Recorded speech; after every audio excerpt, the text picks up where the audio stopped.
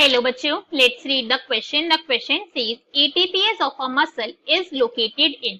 Question के जन्म से बोला गया जो ATPase होता है मसल का वो कहाँ पर लोकेटेड होता है.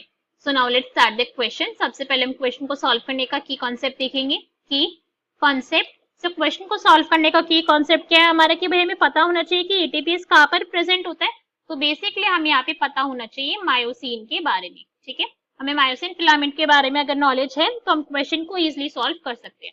अब मायोसिन फिलामेंट के बारे में हमें तो भाई पता है कि एक्टिन एंड मायोसिन दो यहाँ पे हमारे फिलामेंट होते हैं जो कि हमारी मसल को फॉर्म करवाते हैं और मायोसिन इसके अंदर से जो थिक फिलामेंट होता है दैट इज अ मायोसिन.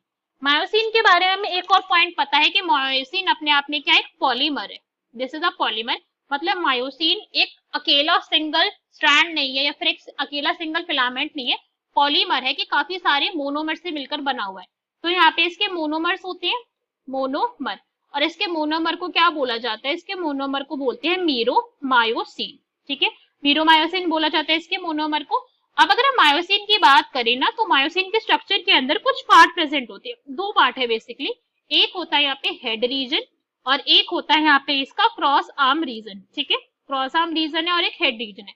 अब जो ये हेड रीजन है ना हमारा, जिसके बारे में अभी हमने यहाँ पे मेंशन करा, इस हेड रीजन के पास ही प्रेजेंट होती है दो साइट. एक होती है यहाँ पे ATP binding site, ATP binding site है जहाँ पे क्या होगा एटीपी आके बाइंड कर सकते हैं. सेकेंड होती है यहाँ पे दूसरी side which is known as actin binding site, जहाँ पे हमारा thin filament that is actin आकर बाइंड करेगा. ठीक है, ATP and actin binding site यहाँ पे प्रेजेंट है. तो ये जो एक्टिन बाइंडिंग साइट है ना, दिस इज एक्चुअली में एटीपीएस ऑफ द मसल. ये क्या है, यही एटीपीएस है मसल की. यहाँ पे बेसिकली क्या होता है कि इस साइट के ऊपर आकर एटीपी बाइंड करेगा, एटीपी आया इस साइट के ऊपर आकर बाइंड कर गया. अब ये जब ये बाइंड होगा तो एटीपी की हो जाएगी यहाँ पे हाइड्रोलिसिस और वो बन जाएगा एडीपी. ठीक है, तो यहाँ पे क्या हुआ एटीपीएस. एटीपीएस क्या है, वो एंजाइम जो एटीपी के हाइड्रोलिसिस करवाते. तो एटीपी का एडीपी के अंदर कन्वर्जन हो गया. हम यहाँ पे डायग्राम के अंदर भी इस पॉइंट को ध्यान से देख सकते हैं कि भाई ये क्या है, मीरोमायोसिन है, मायोसिन का मोनोमर, ये उसका हेड रीजन है, ये उसकी क्रॉस आर्म रीजन है. अब इसके अंदर दो साइड प्रेजेंट है जैसे हमने बोला था, एक एक्टिन बाइंडिंग साइट होगी ये वाली, ठीक है, और एक होगी एटीपी बाइंडिंग साइट ये वाली. और इसी एटीपी बाइंडिंग साइट के ऊपर आके एटीपी जो है वो बाइंड करेगा, वो हाइड्रोलाइज हो जाएगा एडीपी के अंदर. तो क्वेश्चन में हमसे इसी के बारे में पूछा गया था कि एटीपीएस जो है मसल का वो कहाँ पे प्रेजेंट है. ऑप्शन रीड करते हैं.